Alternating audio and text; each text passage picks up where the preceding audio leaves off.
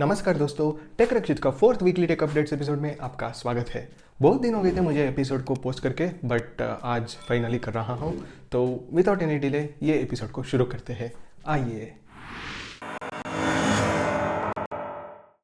आज का पहली खबर है, एयरटेल ने 11 रुपीज़ के लिए अनलिमिटेड डेटा प्लान को लॉन्च किया है। अनलिमिटेड सुन के मैं तो बहुत खुश हो गया, लेकिन टर्म्स एंड कंडीशंस है यहाँ पर। तो आपको इसमें 10 GB इंटरनेट मिलेगा और इसकी वैलिडिटी सिर्फ 1 दिन होगा। एंड ये 10 GB कंज्यूम करने के बाद इसका स्पीड 64 kbps हो जाएगा। इसके अलावा आप यहाँ वॉइस कॉल्स नहीं कर सकते। ये प्लान डेडिकेटेड है सिर्फ और सिर्फ मोबाइल डेटा के लिए। एंड मुझे पर्सनली ये प्लान कुछ सिचुएशंस में यूज़फुल लगा, जैसे कि सडनली आप कोई बड़ा फाइल डाउनलोड करना चाहते हैं तो ये प्लान बहुत काम आती है। क्योंकि मैंने जब रिसेंटली चेक किया तो 19 रुपीज़ के लिए एक प्लान था, उसमें आपको 1 GB इंटरनेट मिलती है और उसका वैलिडिटी सिर्फ 1 दिन है। तो उसकी कंपैरिजन में आप एक बड़ा फाइल इमीडिएटली डाउनलोड करना चाहते हैं तो ये प्लान मुझे उस सिचुएशन के लिए थोड़ा वर्थ लगा। एंड मैंने चेक किया ये प्लान लाइव में है या नहीं। ये ऑलरेडी लाइव है, तो अगर आपको चाहिए तो परचेस करके यूज़ कर सकते हैं।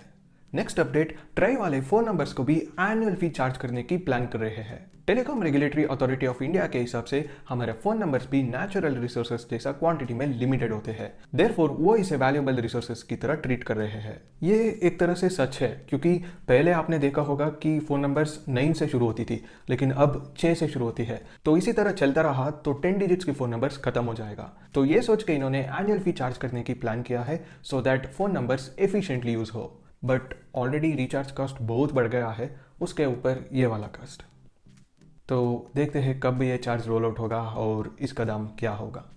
नेक्स्ट न्यूज़, OnePlus एक दूसरी कंपनी के साथ मिलकर एक नया ग्लेशियर बैटरी को क्रिएट किया है और इसका कैपेसिटी है 6100 mAh एंड स्पेसिफिकली इसे परफॉर्मेंस बेस्ड स्मार्टफोन्स के लिए क्रिएट किया है। बट इसका स्पेशलिटी इसका कैपेसिटी नहीं है, इसका लाइफ स्पैन है। हमारा फ़ोन की बैटरी यूज़ करते करते डिग्रेड हो जाएगा। मतलब अगर हम आज एक नया फ़ोन खरीदते हैं, उसका बैटरी कैपेसिटी 100% होगा और मानो वो हमें 5 आवर्स यूसेज टाइम देगा, लेकिन वही फ़ोन 1.5 साल बाद हमें सिर्फ 4 आवर्स यूसेज टाइम देगा, क्योंकि उसका बैटरी कैपेसिटी 20% कम हो चुका होगा और वो सिर्फ 80% बैटरी कैपेसिटी को रिटेन किया है। बट OnePlus के हिसाब से ये ग्लेशियर बैटरी 4 साल के बाद भी 80% बैटरी कैपेसिटी को रिटेन कर सकती है। एंड इसमें 100 वाट फास्ट चार्जिंग मिलेगा, जिससे ये बैटरी 36 मिनट्स में फुल चार्ज हो सकती है।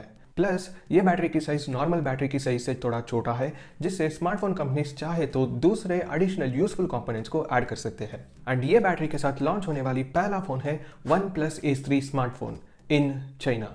फिलहाल तो पता नहीं ग्लोबल वर्जन आएगा या नहीं, तो देखते हैं ये बैटरी नया होने के कारण कितना सेफ है और कंपनी ने जैसा ऑन पेपर क्लेम किया है वैसा रियल लाइफ में परफॉर्म करता है या नहीं। नेक्स्ट न्यूज़, न्यूयॉर्क गवर्नमेंट ने सोशल मीडिया प्लेटफॉर्म्स के लिए एक नया रेगुलेशन पास किया है। आपको पता होगा कि social networking platforms algorithm driven होते हैं, मतलब वो हमें पर्सनलाइज्ड एडिक्टिव कंटेंट को दिखाता है और हम क्या करते हैं, पसंद की कंटेंट दिखा रहा है ना तो स्क्रॉल करते ही रहते हैं। लेकिन ज़्यादा देर सोशल मीडिया यूज़ करने से साइकोलॉजिकली वो हमें हार्मफुल हो सकती है, स्पेशली छोटे बच्चों को। देयरफॉर न्यूयॉर्क गवर्नमेंट ने safe for kids act bill को पास किया है। इसके हिसाब से सोशल मीडिया प्लेटफॉर्म्स को अंडर 18 एज ग्रुप के लिए 3 रूल्स को फॉलो करना पड़ेगा। पहला है यूजर की एज वेरीफाई करने के लिए टूल्स को बिल्ड करना पड़ेगा। दूसरा, एल्गोरिदम बेस्ड एडिक्टिव फीड को इस एज ग्रुप के लिए डिसेबल करना होगा। लास्टली, मिडनाइट से सुबह 6 बजे तक कोई भी नोटिफिकेशंस नहीं भेज सकते unless kids have parental consent. वैसे जब गवर्नमेंट्स इस तरह की रूल्स को क्रिएट करती है, ऑब्वियसली कुछ कंपनीज इसे ऑपोज करते हैं, but since it's government they have to follow. फिलहाल ये रूल को सिर्फ प्रपोज किया है। एग्जैक्ट रूल्स और गाइडलाइंस फाइनलाइज होकर 180 डेज के बाद ये रूल इफेक्टिव होगा। ये रूल मेरे हिसाब से इंडिया में भी होनी चाहिए, क्योंकि ऑलरेडी कुछ बच्चे सोशल मीडिया से बिगड़ गए हैं और ऐसा ही चलता रहा तो वो हमारी आर्ट से छूट जाएंगे। तो मुझे लगता है इंडियन गवर्नमेंट को भी ऐसा ही कुछ रूल लानी चाहिए। आपको क्या लगता है, कमेंट्स में बताइए। नेक्स्ट न्यूज़ सुन के मेरे जैसा पुराने आईफोन यूजर्स थोड़ा दुख हो सकते हैं, बिकॉज एप्पल ने रिसेंटली उनका खुद की AI एप्पल इंटेलिजेंस को OpenAI के साथ मिलकर लॉन्च किया और मैंने सोचा इसको iPhone 10 और लेटर मॉडल्स को भी लॉन्च करेंगे। लेकिन अब न्यूज़ आ रही है कि ये सिर्फ iPhone 15 Pro और लेटर मॉडल्स को सपोर्ट करती है, उसकी पहले की कोई भी मॉडल्स को ये सपोर्ट नहीं करता। तो किसी ने एप्पल को ये क्वेश्चन किया और एप्पल का रिस्पांस ये था कि ये प्राइवेसी और सिक्योरिटी कंसर्न से ये AI मॉडल्स को लोकली रन करना चाहते हैं, लेकिन ये मॉडल्स को रन करने के लिए बहुत कंप्यूटेशनल पावर चाहिए, जो सिर्फ ये iPhone 15 Pro और 15 Pro Max में अवेलेबल है। इसलिए उन्होंने इसे पुराने iPhone मॉडल्स के लिए रिलीज नहीं नहीं किया। इसके अलावा इन्होंने ये भी कहा कि पुराने आईफोन्स भी ये मॉडल्स को रन कर सकते हैं, बट क्योंकि प्रोसेसर इतना पावरफुल नहीं है, इनको ये प्रोसेस करने के लिए ज़्यादा वक्त चाहिए जो अच्छी यूज़र एक्सपीरियंस में रिजल्ट नहीं करेगा। देयरफॉर उन्होंने इसे पुराने मॉडल्स के लिए रिलीज़ नहीं किया। बट आप मुझे पूछे तो एप्पल यूजर्स को दो ऑप्शंस देनी चाहिए। एक, ये यूजर्स को पुराने आईफोन्स में भी ये मॉडल्स को रन करने की ऑप्शन देनी चाहिए, बिकॉज वेट करने का ऑप्शन यूजर का होना चाहिए। यूजर वेट करना चाहता है तो वो उसकी इच्छा है, आप सभी डिसीजन खुद क्यों लेते हो, यूजर को भी थोड़ा ऑप्शंस दो ना। दूसरा, यूजर की कंसेंट लेके ये एआई मॉडल्स को एप्पल क्लाउड या ओपन एआई की क्लाउड में रन करने की ऑप्शन देनी चाहिए, क्योंकि दूसरे कंपनीज भी यही करते हैं। तो मेरा व्यू ये था, आपको क्या लगता है? एप्पल के बारे में आपने अभी बुरा न्यूज़ सुना, लेकिन अब अच्छा न्यूज़ सुनिए। कई साल बाद एप्पल ने खुद की advance video recording camera app final cut camera को लॉन्च किया है। यह ऐप सिर्फ एडवांस्ड वीडियो रिकॉर्डिंग के लिए है। हाँ, नेटिव कैमरा ऐप भी वीडियो रिकॉर्ड कर सकता है, लेकिन उसमें एडवांस्ड वीडियो रिकॉर्डिंग ऑप्शंस नहीं है जो इसमें मिलेगा।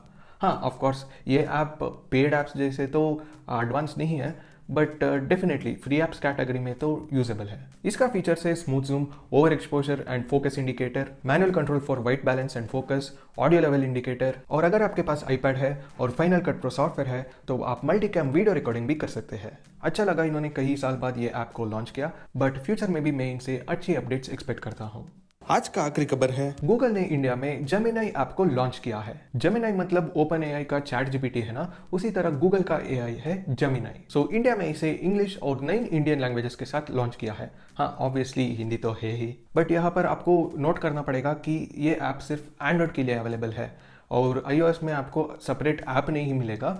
आपको गूगल की ऐप के अंदर ही जेमिनी का एक सेपरेट टैब मिलेगा, वहाँ से आप उसे एक्सेस कर सकते हैं। इसके अलावा यहाँ लैंग्वेजेस को स्विच करने के लिए कोई ऑप्शन नहीं है। आप जो भी लैंग्वेज में रिस्पॉन्स चाहते हो तो आप उसी लैंग्वेज में क्वेश्चन पूछो तो वो सेम लैंग्वेज में आपको रिस्पॉन्ड करेगा। ये एपिसोड के लिए इतना ही। आशा करता हूँ ये आपको पसंद आया होगा। अगर हाँ तो प्लीज़ आप इस वीडियो को लाइक कीजिए, शेयर कीजिए और चैनल को भी सब्सक्राइब हो जाइए। और हाँ, हमें इंस्टाग्राम में भी फॉलो कर लीजिए। इसी तरह की कमाल की टेक अपडेट्स के साथ मैं आपको अगले एपिसोड में फिर मिलता हूँ। तब तक जय हिंद, वंदे मातरम।